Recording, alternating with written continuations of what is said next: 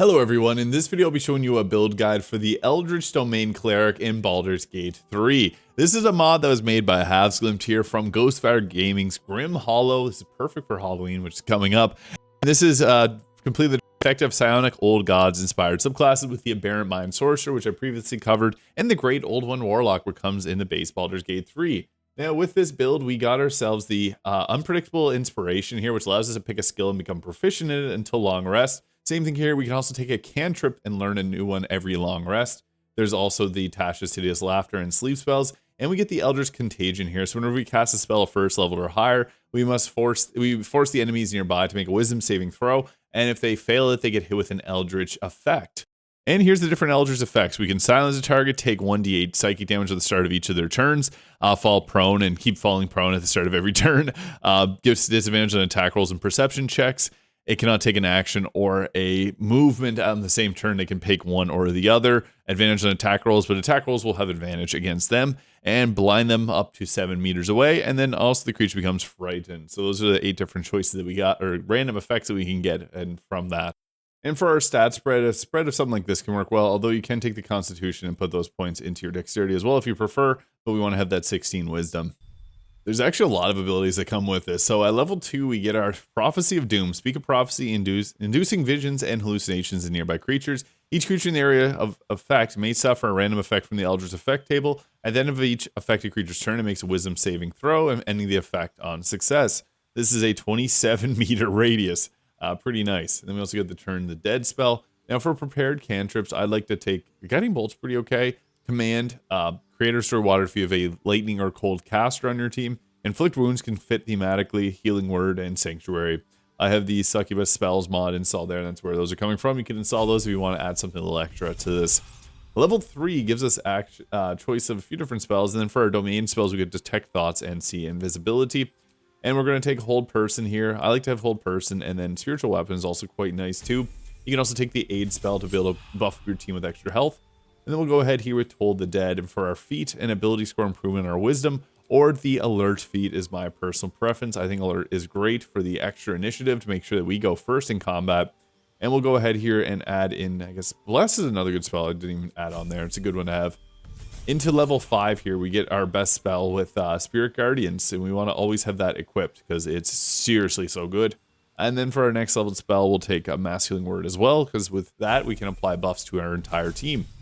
Level 6 gives us the subclass feature Otherworldly Calm. You gain resistance to psychic damage, and you have advantage on saving throws against being charmed and frightened. And furthermore, when a creature deals psychic damage to you, your incomprehensible thoughts spill into the caster's mind, dealing 6 psychic damage unless they succeed a wisdom saving throw. Pretty cool ability there. So yeah, then we also get another spell here. So I like to have Glyph of Warding. If you're a half elf, you can put the sleep glyph at your feet and it'll knock everyone around you asleep, but you're immune to sleep. And then at level 7, we get the Confusion spell, which is nice to have, and Phantasmal Killer, which is okay to have. Don't typically use that much, but Guardian of Faith is a nice spell to take there so that we can cut off doorways with it. Level 8 gives us the Potent Spellcasting, adding our Wisdom modifier to a Cleric cantrips. And at this point, we'll take up our Wisdom there, just to give ourselves better spellcasting overall. Into level 9, we can then take, or I guess we get Planar Binding and Dominate Person, which are great. Then we can also go ahead with adding in the Flame Strike and Insect Plague spells there, which are just good to have for the extra support that they bring. Into level 10, we get the Divine Intervention and another choice in spells here. Bursting Sinew, I guess, makes the most sense thematically. Level 11 gives us our Planar Ally spell, which is extremely useful, and we want to have that. And Hero's Feast, we can buff up our entire team between 8 and that to give ourselves massive boosts to our overall health. And then level 12, I guess for our final prepared spell, we'll go with the Heal. Now, we can take this to level 20, and I will show you the level 20 build. We'll max out our Wisdom here. You don't have to go to level 13, so you can just kind of skip ahead to the equipment here. But there are some special benefits that we do get at higher levels. And I took the Tough feat for the extra health. And then now we got the Sing the Song That Ends the World. So creatures who fail their saving throws against your Prophecy of Doom take 10 to 100 psychic damage. Once a creature is taking damage from this way, it cannot take it again until it finishes a long rest. So yeah, that becomes pretty crazy. For the final feat, you can go with the Tough, or the Warcaster feat there to give advantage on saving throws, to hold our Spirit Guardians. I have the Tough feat there as well, because that was a really good one to take. We already have Alert, and ability score improvement on Dexterity, I guess, if you want to further boost up our initiative. You could go with like a Heavy Armor Master perk as well, or even Lucky. Those are some other decent options to go along with, but I'm going to go with an increase to the overall dexterity just to make sure that we go first. Now for gear, we have a lot of fun ways to build around this. Helmet-wise, the Steel Watcher helmet gives us the ability to see in magical darkness, so if we have another team member that's got darkness, we can kind of take advantage of it, and I feel like an Eldritch Domain Cleric would thrive in darkness. If that's not your fancy, though, the Baldur Giant Slayer, or Baldur's helmet will give you additional armor class and prevent you from being critically hit. Preventing enemies from hitting you with crits is extremely effective for defensive purposes, but you can also just go with the Steel Watcher helmet if you want to use darkness. And also, I guess the Holy Lance helmet is good here too. I'll put on Baldur's Giant Slayers, or Baldur's helmet for extra defensive purposes. Cloak protection, or you can use the Thunder Skin Cloak here. If we hit a target that's got reverberation, we can make them dazed.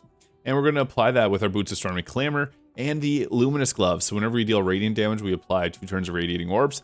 This is further enhanced with the Coruscation Ring. Whenever we're illuminated by light source, we deal Radiating Orbs in the target. And then the Callous Glow Ring. Whenever we're illuminated, we deal additional 2 points. And these 2 points are radiant damage, so it'll again proc our Luminous Gloves and all the other gear. Now, if you want to really maximize, well, Radiating Orb Clerics are just going to be the strongest version. You don't have to go this way, but it's just really funny to have the enemy unable to hit you physically. The Armor of Agility is going to be a more defensive option, giving us a massive increase in armor class up to 26, whereas the Luminous Armor limits us 22, but I still think this is a little bit better. We also got, again, Luminous Gloves and all the Coruscation Ring, Callous Glow Ring. Everything that's going to boost up the Radiating Orbs is going to be really effective here. The Loth die from Favorite Colors looks exceptionally nice in this armor as well. But everything here all combos together to give ourselves some pretty crazy defense for our team and for ourselves. I like the Staff of Cherished Necromancy too, because we'll apply disadvantage on saves against things like harm, and then we can continually keep casting these for free with the Life Essence Harvest. However, if you want to adopt a more offensive focus, the Mark Heshker Staff, because we got the ability to learn cantrips, but then we can also get ourselves the Bolts of Doom, which is really good. This will add lightning charges. It just adds a bunch of extra damage riders onto our spells, and that becomes pretty crazy. And then we can learn ourselves the cantrip here. Whatever cantrip you prefer having. Vicious Mockery is a good choice. We can easy enough go with the Eldritch Blast here, because that's obviously a really good choice in cantrip to gain. And then whenever you have the Eldritch Blast there, it's just going to be right there. Pretty nice. I also like to have the Planar Ally here summon in the Genie, because it got the Thunderwave for the pushback. And then we can also then pop Hero's Feast, have all your summons in at once, and apply Hero's Feast. And then you can also then add the Aid spell and upcast that for a little bit extra health here. And then that's just going to give our team, our Genie has 200 health. We have 305, and then you get a little pizza party from our Hero's Feast. And on our first turn of combat, we want to be debuff the enemy as much as possible. 4 Radiating Orbs per whenever we get close to the enemy, and then these can also spread around to multiple enemies if they're grouped up all together. So what's nice about this is even if we proc attacks, that's okay, because they're going to have negatives to their attack rolls, so they're much less likely to make them. Although attacking does remove the Radiating Orbs, is something to be mindful of, but you can get a bunch of them hit up with that. Now we have our Eldritch Prophecy of Doom here, so this is great because it's going to apply the Eldritch effects onto a large group of enemies. Sometimes you can get lucky and place this onto a much larger group than you had thought previously. Let's see if we can do that here by sliding it around, and no, we can't.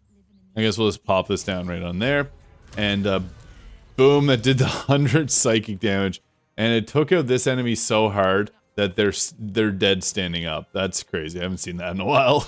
But yeah, because it does the 10d10 of psychic damage whenever they fail the saving throw. They can only take that damage once. Obviously, that's really powerful. So I guess all these characters here are dead but still standing up because they're just so shocked they got hit so hard. So I guess what we should do is set up some crowd control here with, I guess, Insect Plague, which will force the enemies to come towards us. I guess that removed my Spirit Guardians, but that'll also apply Radiating Orbs and Reverberation on the enemy and applies the Eldritch Contagion there, so pretty effective. We then have a bonus action here. We can cast Sanctuary on ourselves if we wanted to. The nice thing with Insect Plagues is it just provides us with a bunch of damage in a specific area, and enemies are very likely to run through it. And this is why we want the Genie, because sometimes you can put... Oh, I missed it. There's one way I could have pushed one off of the ledge, and I just barely missed it last second. I really wish I kept my Spirit Guardians concentration there. It's kind of silly to remove it, but these enemies, again, are not alive. So since we have Mark Heshker, we do have a lot of extra offensive options. Typically, what we want to be doing is applying our Prophecy of Dooms on as many as targets as possible. So I'll cast this over here, and this is going to potentially, yeah, do enough psychic damage to them. It kills them, they stand up. Pretty funny. But we now have Radiating Orbs, 10 stacks on this character here, because this will also apply our Radiating Orbs, funny enough. But we also got Chain Lightning, and I want to get these targets dead and gone. So it actually chained... Oh, yeah, chain around to multiple enemies there. I thought it actually chained to the dead one there, but We have one target left, and we have our insect plague here, so I'm going to try and pull them over this way here. And yeah, that should be pretty good. Crap, I got hit with command, and I'm not going to save on that, so I'll try the Sonic Backlash. I saved on it, against the odds. Also, when you have the Coruscation Ring there, it applies Radiating Orbs on that attack as well, so that's pretty crazy. They have 4 health left. We don't have to do a whole lot to damage them, but our Flame Strike's good for area of effect damage, especially if you want to hit multiple Radiating Orbs on enemies, so that's a good choice as well. So yeah, that is the Eldritch Domain Cleric. It's really about using those Eldritch effects, giving yourself the extra cantrip, the Prophecy of Doom having some pretty funny effects sometimes, but that 10d10 of psychic damage makes it very, very powerful. So let me know your thoughts on the Eldritch Domain Cleric in the comments. Hit the subscribe button below if you enjoyed, and I'll catch you all in the next video.